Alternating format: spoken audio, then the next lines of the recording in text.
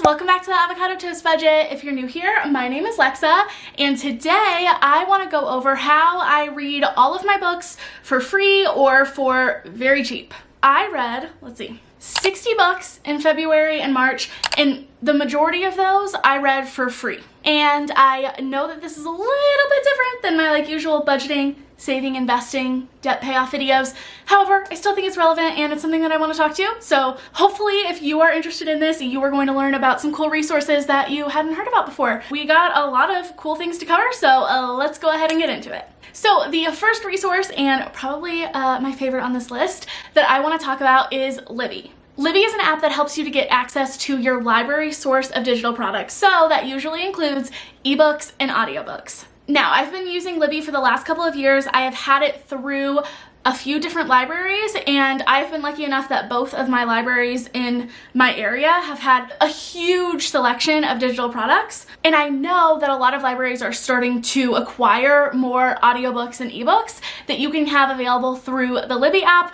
Now, not every library partners with Libby, but I know a lot of them are transitioning to doing that. So if you already have a library card, all you have to do is download the Libby app and then just plug in your library card information, and it'll tell you automatically if your library is associated with Libby, and if it is, you get instant access to their entire database. If you live in a smaller town or your library has a smaller digital database, go in, ask your librarian, or just give them a call and see if they partner with other libraries around. A lot of times, smaller libraries will do this. They'll partner with surrounding libraries, and you can share the access to their digital catalog, even if you don't live in their district. So the amount of ebooks and audiobooks that you can put on hold and that you can have at one time is going to vary depending on your library. I am very lucky. I have not only a large library, but they also partner with surrounding libraries. So I have access to a pretty large database, and I'm able to actively have up to 12 different ebooks or audiobooks, and I can have up to 25 holds at one time,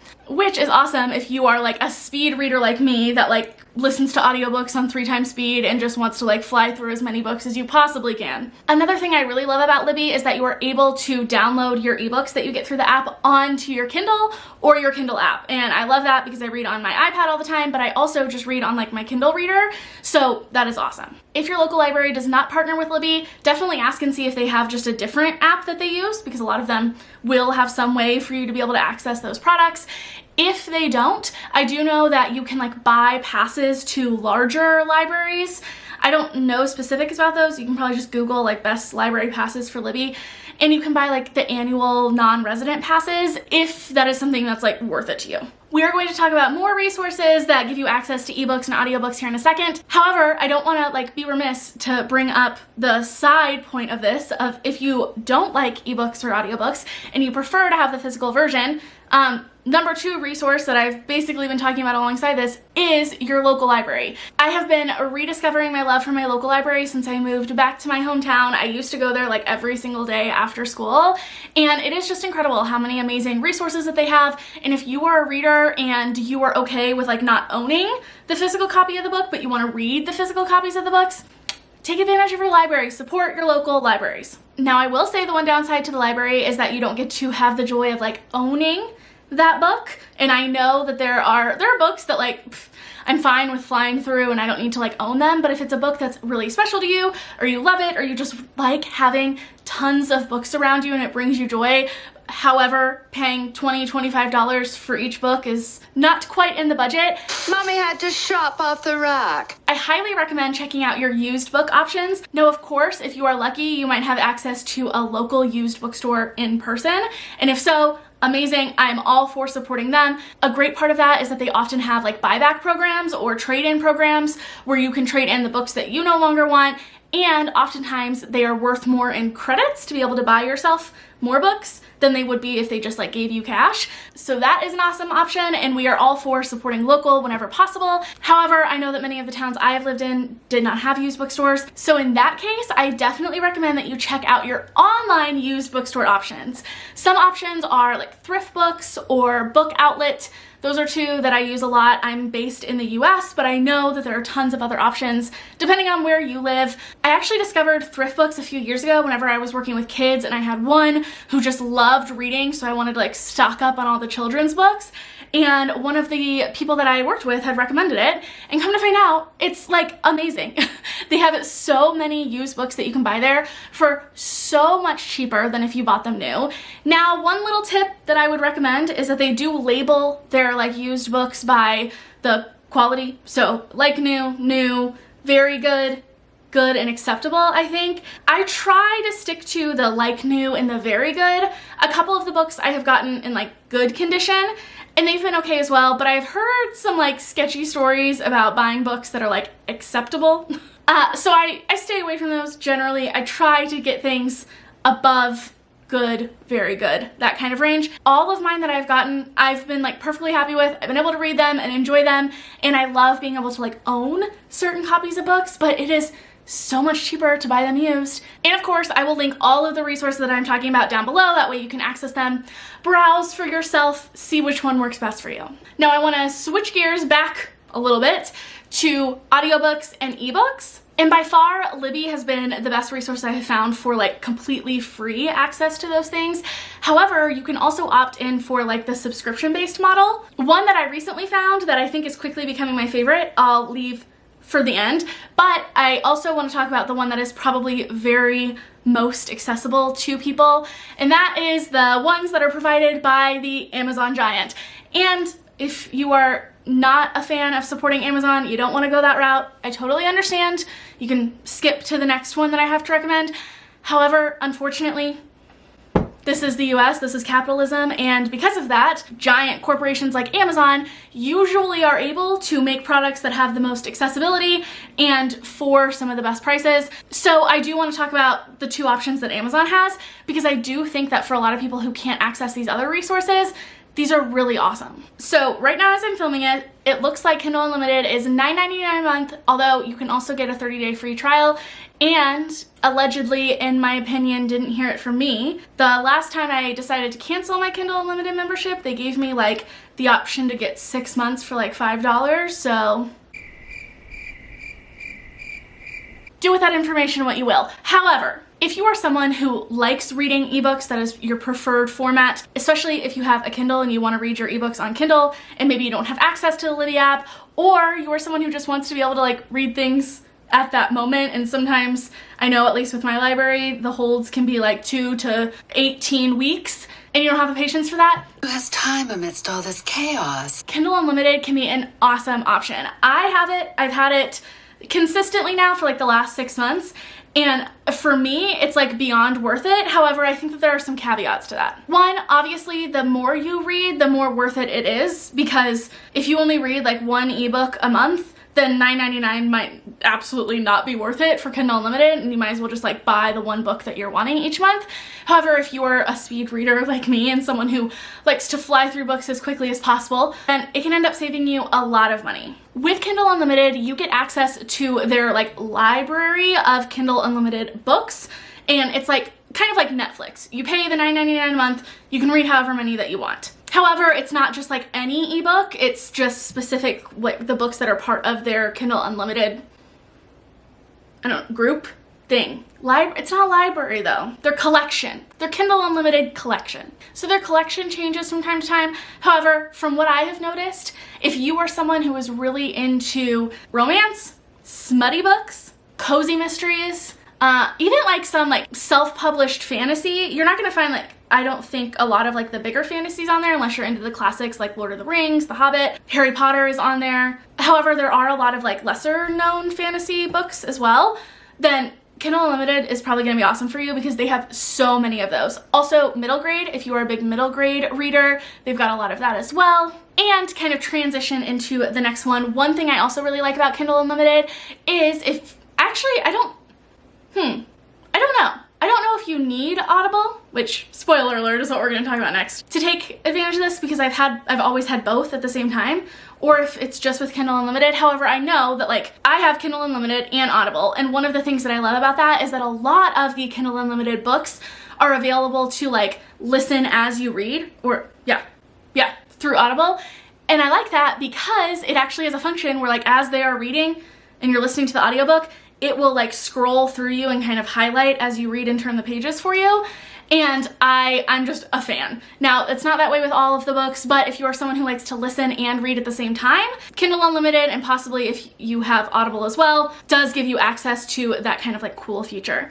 So transitioning into our next one that I want to talk about is Audible. Now, this is not sponsored, but when I was saying that, I very much felt like I was living the life of a sponsored Audible creator, which, hey Amazon, you want to pay me? Hit me up. However, I have been using Audible for like years, and I genuinely do love them, although I definitely, I have some qualms. We'll get into that. Because with Audible, there are actually 2 different subscription models that they have. And side note, just found out that if you are an Apple user, if you are going to sign up for Audible, sign up through like the website, not the app, because they actually charge you more to sign up through Audible through the app, and they don't give you as many options. So just a little hint, I'm riding the train of I'm paying like $1 more a month or something like that because I signed up through the app. So just found out that. Anyway, I don't know if the prices I have on here are through the app or on the website, but it's around either $7.95 if you just want access to their Plus catalog, which is kind of like the Kindle Unlimited version of audiobooks, or $14.95 if you want access to the Plus catalog, plus you get to like own one of the books. And then even if you cancel your subscription, you still own that book. Now, I will be perfectly honest with you here. The Plus catalog on Audible is like extremely underwhelming. I truly think the reason they don't give you an option to just like pay for 1 credit, you have to like bundle and pay for 1 credit and a Plus catalog, or just the Plus catalog by itself, is because they know that it sucks.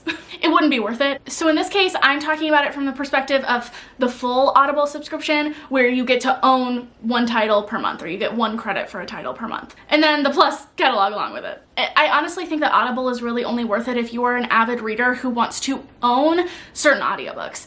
I usually use it for audiobooks that like Amazon, because of the giant corporation it is, has rights to like certain audiobooks. So some things like the Shadow and Bone series are only available on Audible. So I would never be able to get the audiobook version of that from like Libby or any of the other resources I'm talking about. And for me, the like $15 a month is worth it to just own 1 title. And a lot of times I can use it to support new releases, new authors that I just want to support, things like that. But because you are paying the $14.95 a month, then you might as well know that you also do have access to the Plus catalog along with it, that does give you some of like their, again, I forget the word. Well, I guess they call it a catalog. But what was the word I used before? Collection. It does give you access to their collection of audiobooks that they have in the Plus catalog. However, the search function, horrific. It's like nearly impossible to find things on there other than just like browsing. And I've never like gone on there and seen books that like I was like, oh, I definitely want to read this, and it was already on the Plus catalog. It's like I'm scrolling through and I happen to see something on the Plus catalog and I'm like, meh, okay, I'll add that to my TBR because like whatever, it's already included. But if you are someone who doesn't really care about owning the audiobook and you are fine just borrowing it, instead of going with Audible, I would look into scribd. So scribd is like the next, possibly final resource that I want to talk about, and it is again this kind of subscription-based model for ebooks and for audiobooks. Scribd, at the time that I'm talking about this, I believe, is $9.99 a month. You get a 30-day free trial, and hands down, as far as audiobook and ebook subscription models go, it's my favorite app that I have found so far. Editing Lexa here. I totally forgot to mention that like I would opt for Scribd over Kindle Unlimited. However, you can't read Scribd ebooks on your Kindle. So that's like one of the main reasons that I still pay for Kindle Unlimited along with Scribd, because I prefer to read on my Kindle over like my phone or my iPad. So there are just certain books that I like being able to have that format. So that was something I wanted to make sure to mention. If that doesn't matter to you though, Scribd is so much better than Kindle Unlimited, especially for the $9.99. Now they advertise it as paying $9.99 a month and getting unlimited access to their audiobooks and ebooks. However, there's a big asterisk by that unlimited, because one of the things that I love about Scribd is how many new releases and popular books that it has. And I have found the selection to be so much better. The search function, amazing, especially when compared to Audible. My God. Now, the whole like unlimited asterisk thing, I've actually, like Scribd I'm relatively new to. I have not been using it for more than like a couple of months, and I haven't hit this point yet, but I have heard from a lot of people who talk about this app that the unlimited is like unlimited to a point. So sometimes what will happen is like if you are listening to or reading too many either new releases or very popular books or bestsellers, then sometimes they will just like cut off your access until your billing cycle rolls back around. There's like no rhyme or reason to it. There's some like elusive algorithm that determines when you've like hit your maxed out point. And after that, before your billing cycle, you can still listen to and read some of the books on there, but a lot of times your access to bestsellers and new releases is limited. So I haven't had that problem, and I listen to a lot of books and I read a lot of books. However, I've heard if you are someone who is like a very avid reader that you could run into that issue, and that there's really no telling why or when it's gonna happen. But I truly think that it is really awesome because of that subscription-based model, and because you can have instant access to so many of like the more popular books. However, a little personal note, again, I like to listen to audiobooks very quickly. I prefer like somewhere between 2.8 and 3 times speed, and Scribd only goes up to 2 times speed, so it's fine. I'll deal with it, but just something to note. So hopefully this video has given you some cool new resources that maybe you hadn't heard about before, or you didn't know everything that was offered for them if you are an avid reader, or you are wanting to shrink that book budget by just a little bit. Because honestly now, like, I love having these resources because then I can spend my money on the books that like I really love having and that bring me a lot of joy to like own the physical copies of. If there are any resources that I didn't mention that you like to use, definitely leave it in a comment down below. Tell us all about it. Tell us what you love about it. If you have any tips for any of these or how you feel about any of these options, let me know. I really hope that you enjoyed or you learned something cool. If you did, please remember to give this video a big thumbs up. It really helps out the YouTube algorithm, helps boost this video to the top. That way more people can find this content. And I will see you all next time. Bye.